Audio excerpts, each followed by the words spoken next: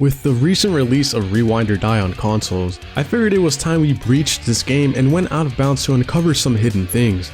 This game is actually quite large, so there was a lot to go over and look at. Rewind or Die is definitely one of the more complex games I've gone over when it came to environments and game mechanics, so I hope you all learned something new. With that being said, remember to return your movie rentals, because if you don't, well, I guess you just have to take it up with Slaw. So one thing I really like about Rewind or Die's menu screen is that it's a combination of a flat overlay with some 3D elements. If you don't know what I mean, here you can see that when I enable the free cam, the only thing that's left is this Rewind or Die VHS tape model that's just spinning and floating here out in the void. Although it may appear that this is the only thing out here, this environment also serves as a place for the different character models to be shown when viewing them from the character viewer. I was able to spawn in every single character, which I will cycle through just to show you all. I find it really cool and rewarding when games allow us players to take a look at the character models, since it really doesn't cost too much for the developers to implement. These models are already complete and placed within the game, so having a little section that allows you to view them is a really neat addition, which I very much appreciate.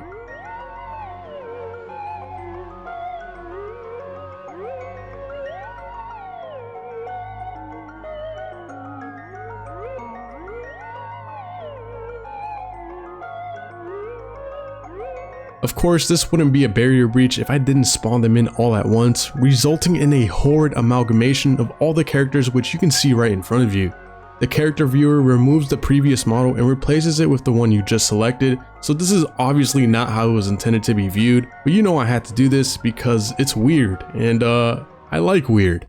So when you first load into the game, a brief cinematic is shown of a body bag being moved by a conveyor belt into a pit of saws, with Slaw observing and watching over the whole thing. This little intro is its own separate environment, which I found to be very cool since the whole model is actually used within the game. Once the camera focuses on the body bag, Slaw's character model is placed with this shaded out version, which is something we'll see quite often as the game goes on. I really love this intro because it sets up the vibe for the entire game, and although it takes a while to actually get to the Slaughterhouse, having a model like this dedicated for the sole purpose of this intro really shows you how much time and effort Comp 3 Interactive put into setting up the aesthetic for the game. Don't worry, we will come back here again later on in the video, but for now, let's move on to the apartment. So here we have the apartment that our main character Tony and his roommate live in. As you can probably tell, this too is a separate environment that's sole purpose is to hold the apartment model. One thing I noticed about Comp 3 Interactive is that they do a very good job of having a neat and simple structure to their environments. Every little portion of the game separates itself from the next, resulting in a very well ordered and tidy layout, which makes it so much easier for me to understand. Usually games sometimes use the same environment to hold two different models / structures, but here on Rewind or Die, everything is separated, making it not only easier to digest, but also easier to distinguish. I did manage to merge everything at the very end, but for now, let's digest these models how they're intended to be viewed. So the apartment doesn't really have anything secret that's hidden that you can't see. Everything can pretty much be viewed when playing normally, which is great to see. Like I mentioned earlier, the doors don't literally lead to the outside since that's a whole different environment, so there's nothing past any of these doors. Really, the only thing I was able to do here was remove all of the furniture and props, which in a way actually made the apartment feel a lot more cozy and safe, at least to me. I guess this really goes to show how having a messy and cluttered room might lead to anxiety just because there's so much going on. In a way, I actually wish that there was a lot less junk here, but doing that would remove the charm and relatability of our main character, so who am I to speak? Finally, all the way down here, you might have spotted a large black box which actually serves as the inventory screen. This large box is present in every environment, although I wonder why it has to be this large since you only really needed it to take up the camera. The game really begins to kick off once you leave the apartment and head to work. The outside environment of Rewind or Die is pretty detailed and feels moderately lively with cars driving through the streets. If we take the camera back, we can see how the cars go and spawn behind this tree line texture, where they either disappear or reappear on both sides of the road. This back portion of the street also contains these semi-side streets, which you can tell aren't meant to be viewed because of its weird repeated appearance. If we take the camera to the opposite side of the road, we can see how this is also repeated here with a tree line texture that hides where the cars go and come from. Despite only being here for literally a couple minutes at most, I love how alive and detailed this portion of the game is. Next, we make it to the alley section, which serves as a middle point that connects the street we just came from to the street that holds the store we work at. I really love how efficiently the walls of this alley section were used, because as you can see, there are no buildings or structures, it's literally just the void. You would never know this, of course, because there's never a point where you'd have an angle to see this, which I love when developers do. It's not laziness or anything like that, just great use of knowing just how much the player is able to see and then modeling off that. Next, we have a really cool Easter egg in the form of Slaw, who actually makes an appearance on the top of this scaffolding. This one low-key caught me off guard because I had no idea he was up here the entire time. To be fair, he was only able to be spotted from this very specific angle, which I'm sure most of you missed, but it's still fun knowing that Slaw was keeping an eye on us since the very beginning. This is that shaded version of Slaw that we all saw earlier in that intro cinematic, and I'm a little creeped out now. Following that, we of course have the hobo and his dog, which we will see a few more times as the game goes on. It feels a bit weird knowing that this hobo will meet a gruesome and brutal demise, but for now, let's allow him to enjoy the heat from his dumpster fire. So here you can see how these two streets connect, and although the store is right here, this actually isn't the environment that holds the actual store that we work inside of. But don't worry, we will get to that very shortly. One really cool thing that some of you might have noticed is this van that belongs to Slaw, which you can tell by the Chop Shop logo on the side of it. Again, this is another reason to believe that Slaw actually had his eyes on us the entire time and was just waiting for the perfect opportunity to strike. This version of the van does not have the back doors on it, but we wouldn't be able to see that anyways. So like I mentioned earlier, this isn't the video to go rental store that we play inside of, which you can probably tell by the missing sections of the store, such as the bathroom, the adult section, and of course the back staff only room. The only thing in here is the actual main floor of the store, which makes me wonder why Comp3 Interactive didn't just use a flat texture to represent it.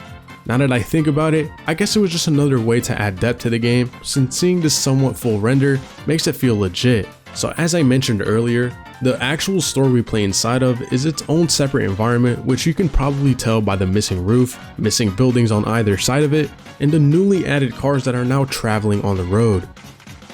This environment removes the other street and the alley and is replaced with this tree line texture that makes up for it. Heading inside, we can now see how the bathroom, staff only room, and adult section are now present, but the entire back portion of the store still isn't here. Remember how I said that this game is very well ordered and tidy? Well, that back section where we get chased by Slaw is again another environment that we load into, resulting in 3 different instances of that store environment. You'll get what I mean when we get to that part, but for now, let's see what's inside of here. Everything is pretty standard here with nothing really to show, apart from some characters I was able to spawn in, such as the news reporter, this annoying customer who kept yapping about nonsense, this other weird customer right behind him, and of course, Dave, who was just wasting time sitting on the toilet. I always like when I'm able to spawn in all the character models at once. This clearly is not how this was intended to be, but I did something similar in Night Shift, and it just makes the inside of the store feel so much more alive with everyone present. I don't know about you guys, but if I clock into work and see these 2 guys waiting to be rung up, I'm just gonna grab my stuff and head back, because what the hell are these 2 doofuses doing inside of my store? Once the reporter leaves, we are transferred into a new segment, which makes our total number of store environments 4, which is just insane. There is actually one more final environment of the store, so technically there are 5, but we'll get to that very soon. A new clerk and customer have been placed inside of the store, and fun fact, this clerk is actually just a shaded out version of Tony, which is the main character that we play as. You can see how this model glitches through the chair, since we would only be able to see this from the outside of the store, so it wouldn't matter anyways. Just outside of the store, we have a car crash that causes the reporter to come check it out. The pig head is already placed within these boxes, as well as this shaded out version of Slaw that's hidden here the entire time. Once you move the boxes to reveal the head, Slaw is already behind you and waiting until you turn around before he begins his animation. Finally, we have the last and final iteration of the store, which now brings back the back rooms, but also adds the vent system and the entire back portion of the store where we get chased by Slaw. Something really cool I discovered is that Slaw is secretly waiting just outside of the store the entire time. Usually Slaw only spawns in when he is shown on screen, so it's actually quite cool for him to be out here several segments before he actually comes into view. As I mentioned earlier, This shaded out model of Slaw makes another appearance yet again, which is the third time thus far. As you might have noticed, just behind him is a secret room which can be unlocked by beating the high score on the arcade machine. Right here on the chair is a pig plushie, which are the same ones we have to shoot in order to get the secret boss fight. Just on the wall there is also a board that has many newspapers on it, all of which are relating to missing persons presumably caused by Slaw. Sticking with this, the arcade machine you use to get to the secret room has all of its sprites and textures way down here, which is something we've seen done in Night Shift as well. The bird sprite is placed a little bit ahead of the actual game textures in order to appear above and in front of everything at all times.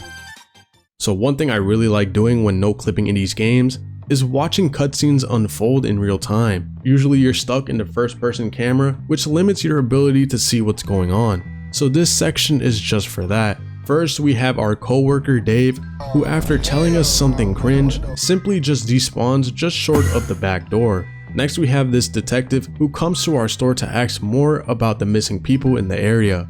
He kinda just walks into his police van, which very quickly speeds off screen and eventually sort of glitches through the buildings and off the map where it eventually despawns.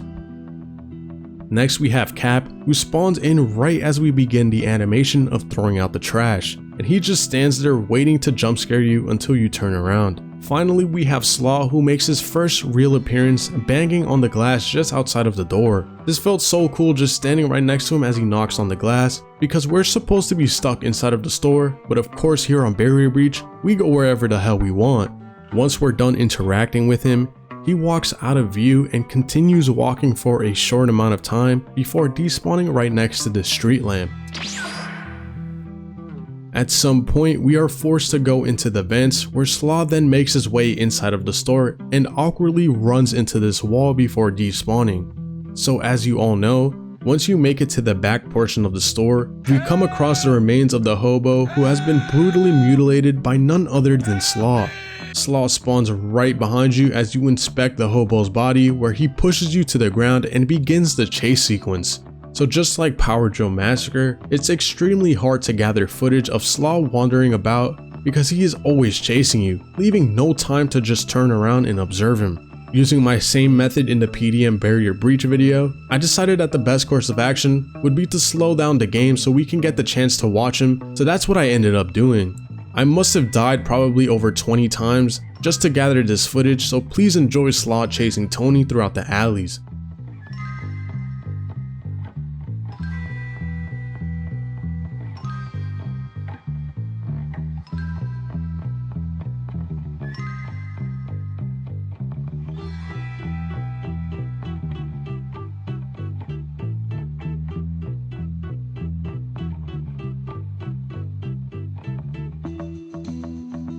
At some point you make it under some scaffolding that falls and blocks the path, preventing Slaw from getting any further. Bruh. This of course is short-lived as Slaw spawns in just behind this gate and begins chasing you again. Once you fall through the flooring, he captures you and then stomps on your dome piece. So yeah guys, I'm very impressed with just how complex this environment is, especially the back alley section where you get chased. I sort of just find it very cool how each of these segments connect. At times it feels like some of these alleys lead somewhere, and it's because they do to some degree. For example, take this alley that is gated off. By no clipping through, you can see how it would have led to this shutter door, which is also a place we run through while getting chased, and I can't help but imagine if any of these were supposed to connect in some way or another when it was first conceptualized. Even this bottom section where we fall down has a path that genuinely leads somewhere, despite not ever being able to see it through regular gameplay. It really is fascinating being able to go out of bounds and just look at everything from a top-down perspective, because it's nice to sort of get a glimpse into the inner making of a game. So we finally make it to the Slaughterhouse, which is the second most important section of the game, where we also spend a lot of our time in. We kick off this segment with Slaw greeting us while we're trapped in this locked cage. Once he's done talking to us, he walks over here and despawns. Nah, bro is actually tweaking.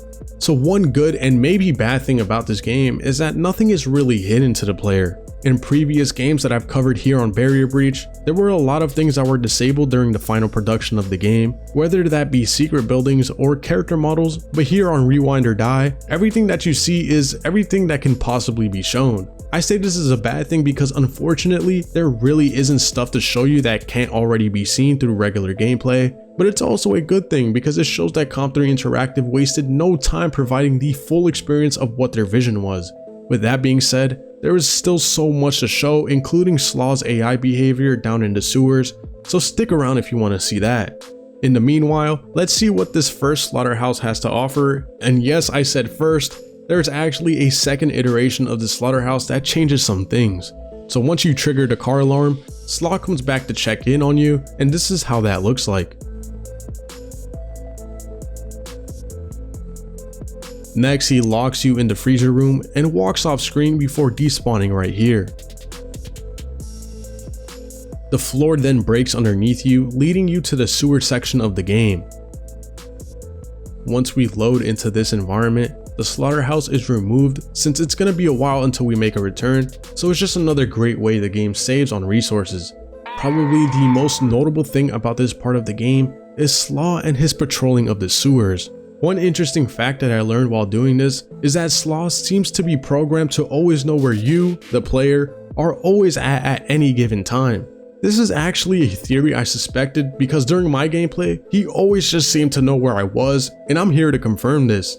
Despite being tracked and killed by Slaw numerous times while doing this, I did manage to grab a lot of footage of him just wandering about, so sit back and enjoy.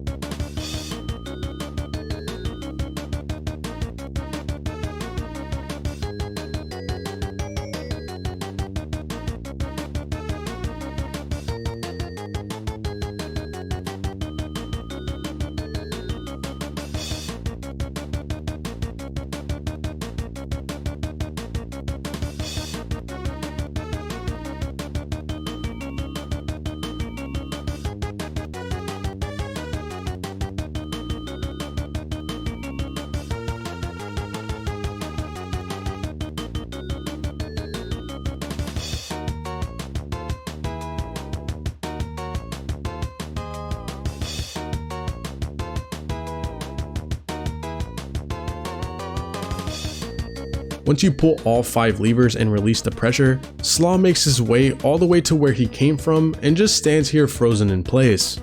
Again guys, I am very impressed with just how complex this sewer section is. I think it's easy to lose sight of the fact that someone really sat down and modeled and textured this entire thing just for you to enjoy and play in. This person or these people spent tens if not hundreds of hours just modeling and ensuring that the aesthetic is maintained, all for our pleasure. With that being said, I will show how everything looks like from a distance at the end, but please just know that Rewind or Die's environments are nothing short but spectacular, and Comp 3 Interactive should be proud of their work here.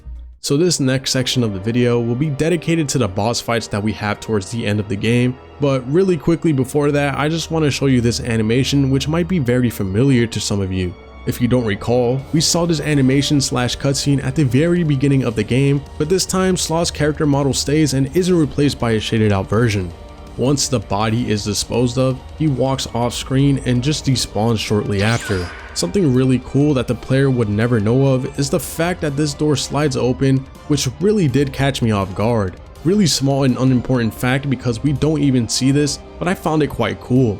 Okay, so as promised, here's how the boss fights look like from different angles. So once you damage Slaw enough, he runs off screen while you catch your breath, but did you know that he simply just despawns?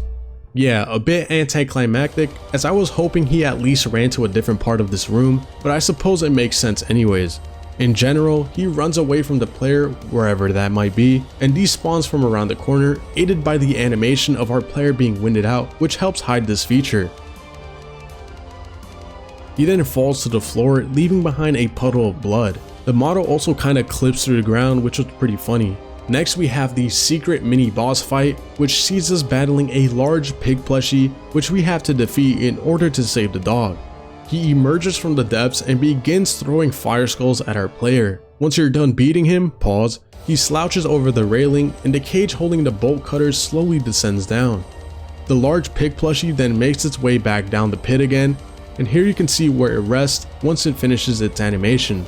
This was actually my first time beating this boss fight since I missed out on it during my gameplay, so this was pretty neat to do.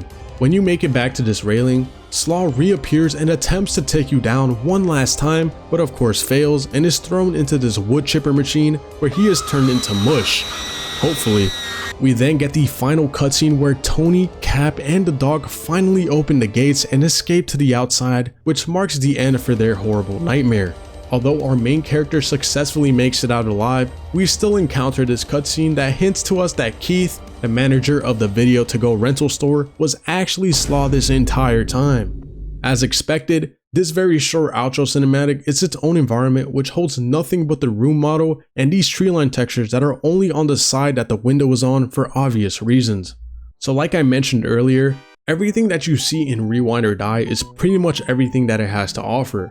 Although there weren't really any hidden things to show off, I did manage to merge some environments together which will really give you a sense of the sheer complexity and size of the entire map. First, I was able to merge the slaughterhouse and the sewer section, and as you can see, it actually lines up perfectly with each other, which is something I wasn't expecting. Because every segment of this game is its own environment, Comp3 Interactive could have just placed the sewer section at the origin point since it wouldn't have mattered, which actually would have led to it overlapping and clipping into each other. But they stayed true to the lore of the game and I respect that. If you don't know what I mean by this, look at how the slaughterhouse overlaps into the street where the video-to-go store is at because it wouldn't have mattered normally. With that being said, this did lead to some wacky results which I plan on showing you all. Like I said, there's not really anything hidden to the player, so enjoy this montage of the different portions of this game merged together.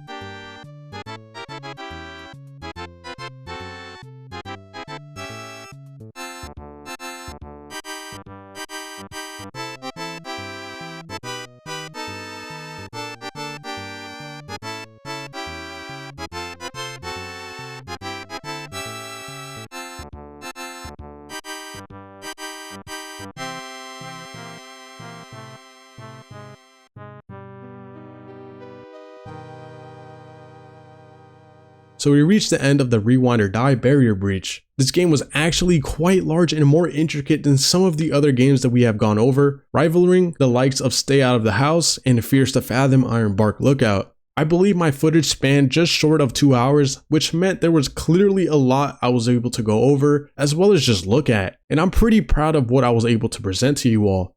Again, I'd like to mention just how amazed I was at the complex and thorough nature of this entire game, especially the sewer section, which I can imagine took tons and tons of hours to complete. Comp3 Interactive, aka Mike, should honestly be proud of their work here, because it is nothing short of amazing and it was an absolute pleasure to breach. Everything was nicely kept and organized, which made it so much easier for me to structure my video as well. If you're interested in this game at all, please go check it out as it was recently released on PlayStation, Xbox, and Nintendo Switch. As always, I'm Blindfire and thank you so much for taking time out of your day to watch this. Stay safe and I hope you all have a great day.